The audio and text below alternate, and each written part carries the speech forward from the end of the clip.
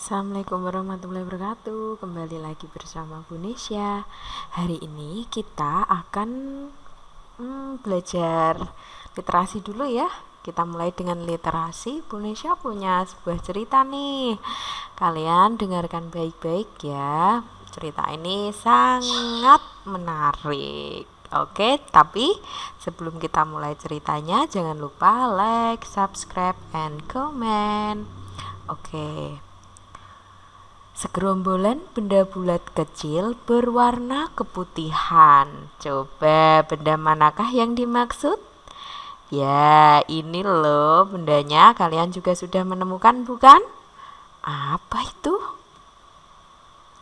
Berkilau ditimpa cahaya mentari pagi. Aha, tadi kan kalian sudah berhasil ya menemukan benda itu. Ini adalah butiran telur yang tersembunyi di balik daun. Si induk menempelkan telurnya dengan semacam zat perekat sehingga tidak jatuh. Nah, itu tadi ya telurnya. Oke. Hari pertama.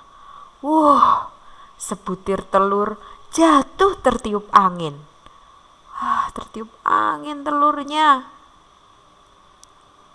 Hari ketiga, hujan deras. Beberapa butir telur kecil tak kuat menempel di daun, jatuh. Bisakah kalian hitung berapa telur yang terjatuh? Hari keempat, tak semua telur bisa bertahan.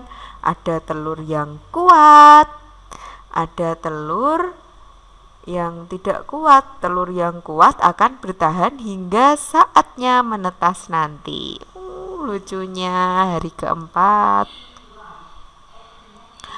Wow, telur.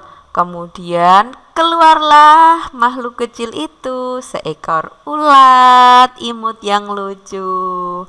Makhluk ini disebut instar atau larva. Kita bisa menyebutnya dengan nama ulat. Tadi telurnya keluar ulat ya. Si ulat hijau memakan cangkangnya dengan lahap. Makanan pertamanya yang sangat lezat. Ulat yang baru menetas akan memakan cangkangnya. Nutrisi dari cangkang ini diperlukan untuk pertumbuhan ulat. Nyam nyam nyam nyam. Nyam nyam nyam nyam. Si ulat hijau masih merasa lapar. Dengan rakusnya ulat makan daun di dekatnya. Wah, dalam waktu sekejap saja helai-helai daun ini pasti habis dimakan si ulat ya. Lihatlah, banyak sekali daun yang sudah rusak. Dahulu saat bertelur, si induk telah memilih tempat untuk telurnya, yaitu daun yang penuh nutrisi dan disukai oleh bakal bayinya. Wow! Setelah makan banyak, si ulat bertambah besar, besar, dan besar. Gendutnya gemes Bu Nesya ya. Ulat tak bisa bertambah besar lagi. Dia pun berhenti makan. Ulat telah berubah bentuk. Namanya bukan ulat lagi. Apakah namanya?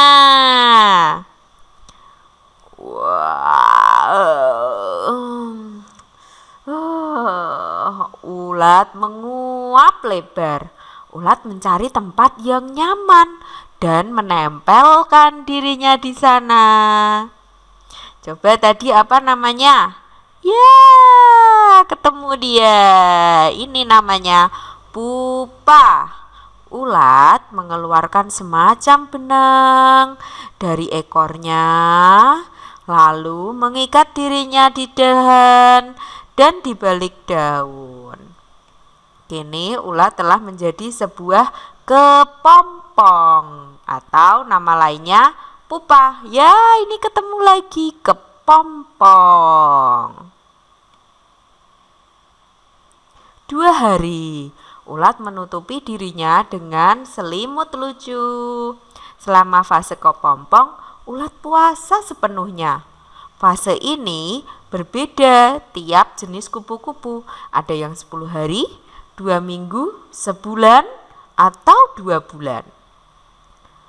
Wah, suatu pagi yang cerah, keluarlah kupu-kupu yang cantik jelita.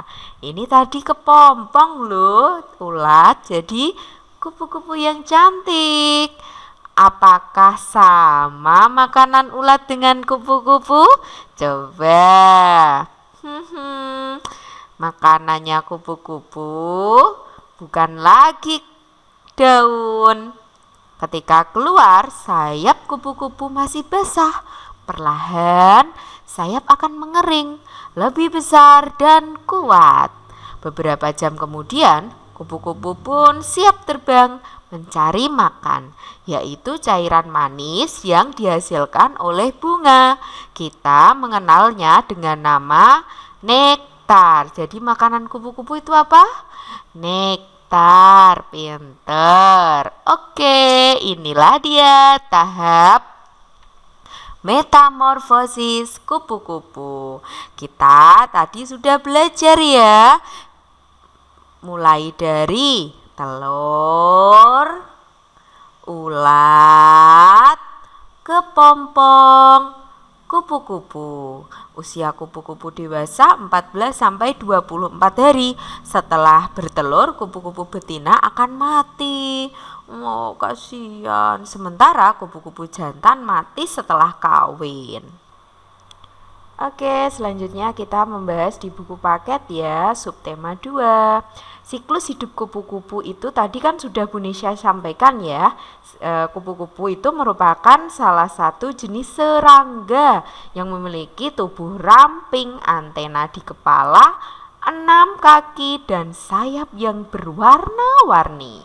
Peran kupu-kupu itu sangat penting ya, membantu penyerbukan, yaitu kemudian keseimbangan ekosistem dapat dipelihara. Daerah tropis itu menjadi habitat kupu-kupu, makanya di Indonesia itu banyak ragamnya dibandingkan dengan kupu-kupu dari negara lain. Coba sekarang lihat, ini adalah kupu-kupu sayap burung peri yang ditemukan di Papua. Kemudian ini kupu-kupu raja ditemukan di Jawa dan Sumatera. Trogon, kupu-kupu trogon ya, ditemukan di Kalimantan. Tidak sedikit penggemar kupu-kupu. Warna yang indah sangat menarik, biasanya dijadikan gantungan kunci atau dibuat koleksi gitu ya. Hal ini tentunya sangat amat merugikan bagi kelangsungan hidup kupu-kupu maupun makhluk lain. Oke, kita langsung saja ke soal. Soal nomor 1. Apa akibat apabila kupu-kupu punah? Untuk tanaman yang hanya bisa melakukan penyerbukan dengan bantuan serangga, kalau kupu-kupu punah pasti akan kesulitan. Sehingga kesulitan untuk melakukan perkembangbiakan secara generatif. Kemudian ekosistem yang ada di kehidupan sekitar kupu-kupu ini juga akan terancam. Yang kedua, apa yang bisa kamu lakukan untuk melindungi kupu-kupu? Kita bisa melakukan pelestarian kupu-kupu. Yang pertama, membuat cagar alam. Apa sih cagar alam itu? Cagar alam adalah wilayah yang di dalamnya terdapat tumbuhan atau hewan yang dilindungi. Nah, kalau di Indonesia itu contohnya cagar alam Bantimurung, Provinsi Sulawesi Selatan. Itu khusus pelestarian kupu-kupu. Kemudian selain itu menetapkan kupu-kupu sebagai satwa yang dilindungi. Nah, ini juga sudah dilakukan. Jadi, surat keputusan dari Menteri Pertanian terdapat 20 jenis kupu-kupu yang dilindungi. Ada juga membuat penangkaran kupu-kupu, bertujuan untuk menjaga dan menyelamatkan kupu-kupu dari kepunahan sehingga meningkatkan populasi kupu-kupu. Soal yang ketiga, di mana kupu-kupu hidup? Nah, kupu-kupu itu pasti hidup di daerah yang banyak itu bunga, banyak tanamannya gitu ya. Jadi kupu-kupu bisa bertelur dengan baik di tanaman yang penuh daun yang segar rimbun gitu. Nah, kebanyakan di daerah tropis. Di daratan rendah, daratan tinggi juga bisa. Oke, cukup pembelajaran hari ini tentang kupu-kupu. Semoga bermanfaat. Wassalamualaikum warahmatullahi wabarakatuh.